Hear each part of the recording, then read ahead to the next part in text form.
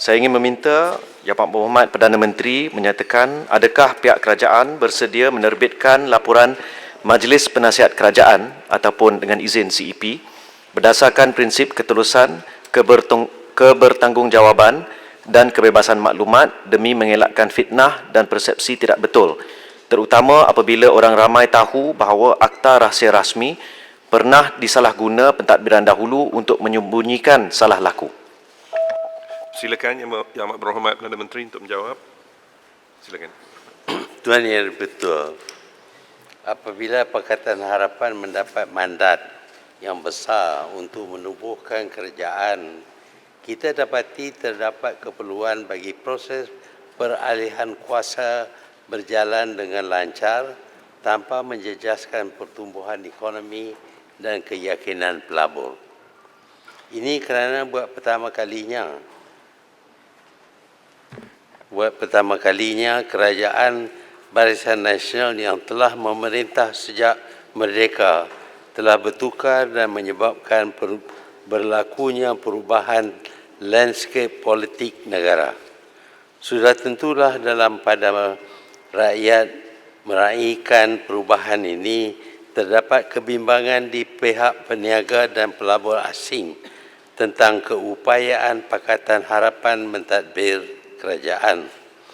Justru saya telah memutuskan untuk menubuhkan Majlis Penasihat Kerajaan atau lebih dikenali sebagai Council of Eminent Persons dengan matlamat utama menasihatkan kerajaan dalam bidang ekonomi, keuangan dan bidang-bidang lain yang perlu diberi perhatian, terutamanya dalam tempoh 100 hari pertama peralihan kerajaan.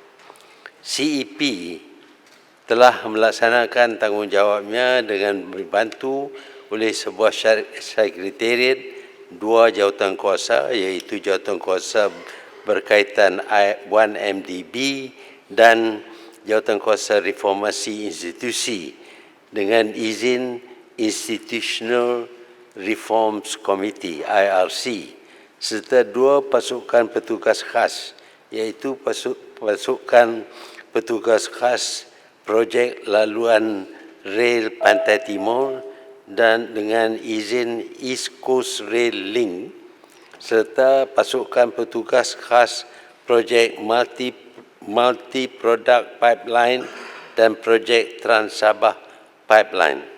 CEP telah tamat melaksanakan tugasnya secara rasmi pada 19 Ogos 2018. Laporan akhir CEP telah pun dibentang kepada saya dan arahan pelaksanaannya telah pun diserahkan kepada Pusat Governance, Integrity dan Anti-Rasuah Nasional GIACC dan Unit Penyelarasan Pelaksanaan Jabatan Perdana Menteri ataupun ICU JPM untuk diselaraskan.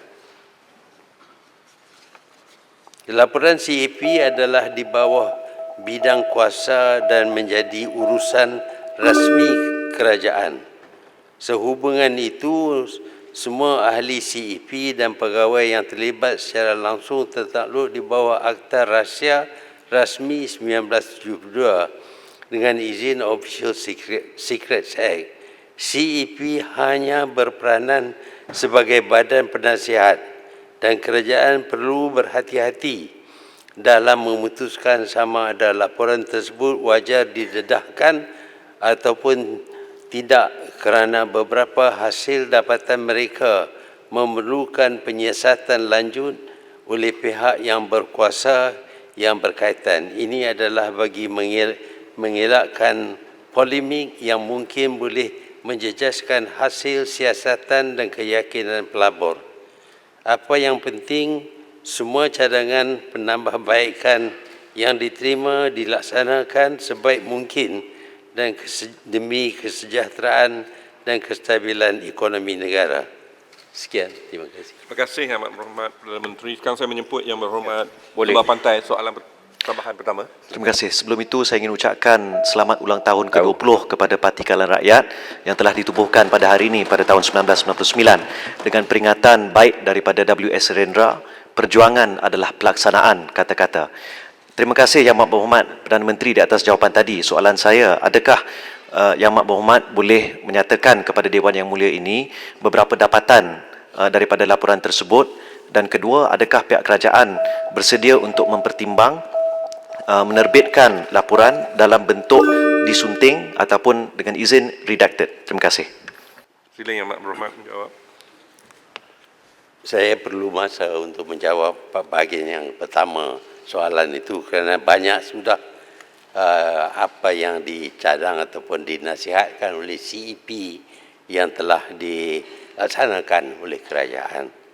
Berkenaan dengan sama ada kita boleh dedahkan CEP, waktu ini belum sampai masanya, mungkin pada masa hadapan apabila kita sudah ambil tindakan dan tidak ada lagi kemungkinan kita dikenakan saman malu dan sebagainya, kita akan dedahkan. Terima kasih Pak Berhormat. Soalan tambahan kedua, Pontian silakan. Ya, terima kasih Datuk Yang Dipertua. Yang Amat Berhormat Perdana Menteri, adakah dalam laporan CEP itu menyebut tentang kaedah-kaedah untuk menurunkan hutang? Semalam Menteri Keuangan menyebut bahawa memang hutang rasmi 686 bilion dan bukan 1 trilion. Dalam dokumen rasmi kerajaan juga, iaitu dokumen laporan ekonomi, tidak sampai 1 trilion, 686 bilion. Begitu juga dalam kajian seperpenggal Malaysia kedua, 686 bilion bukan 1 trilion. Tapi Yang Amat Berhormat Perdana Menteri, sekarang ini hutang kerajaan meningkat pada 773 bilion, iaitu 87 bilion peningkatan. Jadi apa pandangan Yang Amat Berhormat Perdana Menteri tentang mengurangkan hutang ini? Terima kasih. Silakan Yang Amat Berhormat. Ya, pada mulanya kita mengkaji dan kita dapati bahawa hutang kerajaan melebihi 1 trilion ringgit. Ini adalah satu angka yang besar dan menjadi satu peratusan yang besar berbanding dengan GDP negara. Sekarang ini GDP negara sudah meningkat. Apabila GDP meningkat, maka peratusan hutang menjadi kurang. Itu satu fakta. Yang keduanya ialah apabila kita selesaikan beberapa hutang dengan mengambil tindakan, maka hutang kita sudah pun berkurangan.